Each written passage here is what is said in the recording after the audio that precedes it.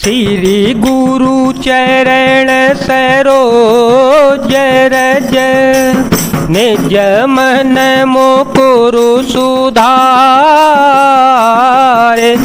बरनउँ Raghubar Bimal yes जो दायको फल चार बुद्धिहीन तनु जान के सुमिरो पवन कुमार फल बुद्धि विद्या देहु मोहि हरहु कलेश विकार रघुपति कर संदेशु अब सुनो जननी धरि धीर हस कहे कपि गद गद भयो भरे बिलोचन नीर। हे माता, अब धीरज धरकर श्री रघुनाथ जी का संदेश सुनिए। ऐसा कहकर हनुमान जी प्रेम से गदगद हो गए। उनके नेत्रों में प्रेम आंसुओं का जल भराया। कहेउ राम वियोग तव सीता मोकहु सकल भये विपरीता नवतरु किसलय मन हो कृसानु काल निशास मन से शशि भानु कुबलय विपिन कुंत बन सरेसा बारे दतपत तेलो जनु बरेसा जेह तरहे करत ते पीरा उर्ग श्वास सम त्रिविध समीरा। हनुमान जी बोले, श्री रामचंद्र जी ने कहा है कि हे सीते, तुम्हारे वियोग में मेरे लिए सभी पदार्थ प्रतिकूल हो गए हैं। वृक्षों के नए नए कोमल पत्ते मानो अग्नि के समान, रात्रि काल रात्रि के समान, चंद्रमा सूर्य के समान और कमलों के वन भालों के वन के समान हो गए हैं। मेघ मानो खौलता हुआ तेल बरसाते हैं और जो हित करने वाले थे वे ही अब पीड़ा देने लगे हैं। त्रिविध शीतल मंद सुगंध वायु सांप के श्वास के समान जहरीली और गर्म हो गई है।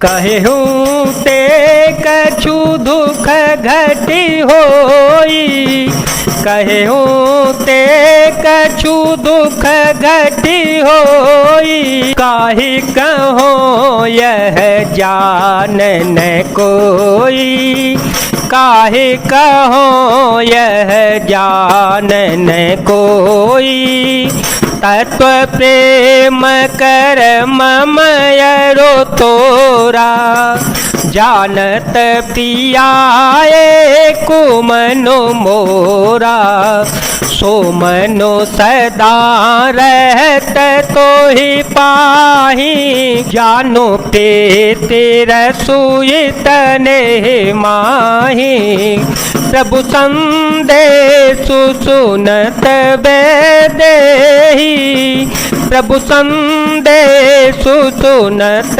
बेदेही मगन प्रेम तन सुधि नहीं तेहि कह कपि हृदय धीर धरो माता सुमिरो राम सेवक सुख दाता पुरयान हो रघुपति प्रभुताई पुरयान हो रघुपति प्रभुताई सुन मम वचन तजहु कदराई।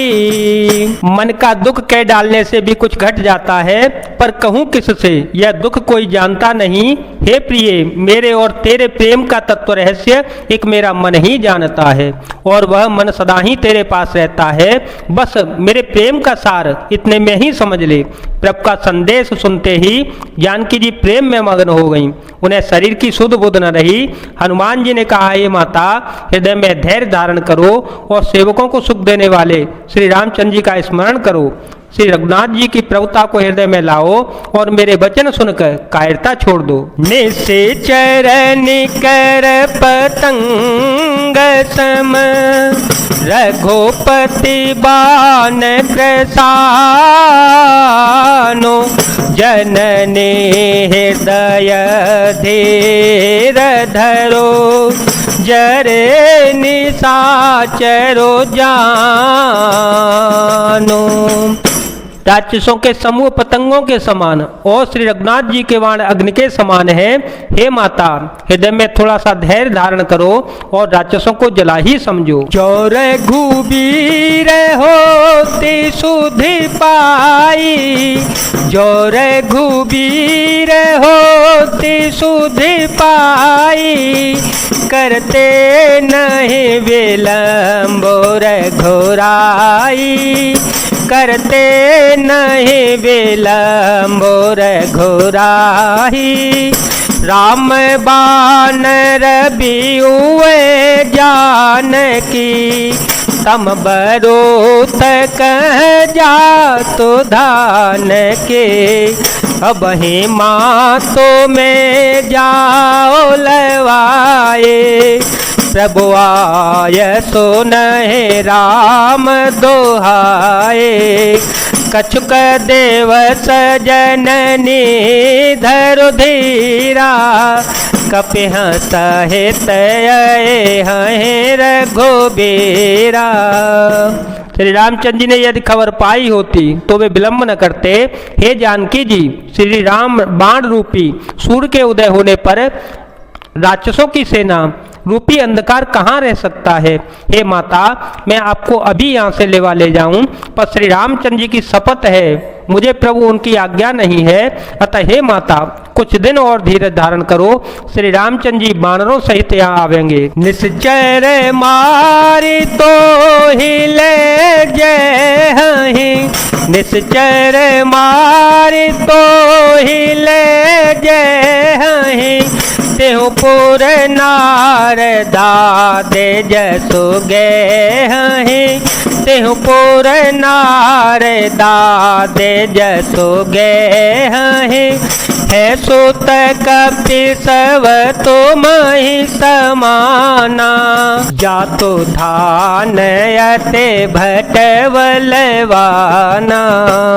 मोरे हृदय परम संदेहा, सुन कपि प्रगट के निज देहा।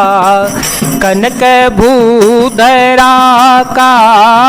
शरीरा, समर भयंकर अति बलबीरा। सीता मन भरोस तव भयओ, पुन लघु रूप पवन सुत लयओ। और राक्षसों को मारकर आपको ले जावेंगे। नारद आदि ऋषि मुनि तीनों लोकों में उनका यश गावेंगे। सीता जी ने कहा, हे पुत्र, सब बानर तुम्हारे ही समान नन्हे नन्हे से होंगे। राक्षस तो बड़े बलवान योद्धा हैं, अतः मेरे हृदय में बड़ा भारी संदेह होता है कि तुम जैसे बंदर राक्षसों को कैसे जीत पावेंगे। यह सुनकर हनुमान जी ने अपना शरीर प्रकट किया। सोने के पर्वत सुमेरु के आकार का अत्यंत विशाल शरीर था, जो युद्ध में शत्रुओं के हृदय में भय उत्पन्न करने वाला था। अत्यंत बलवान और वीर था। तब उसे देखकर सीता जी के मन में विश्वास हो गया।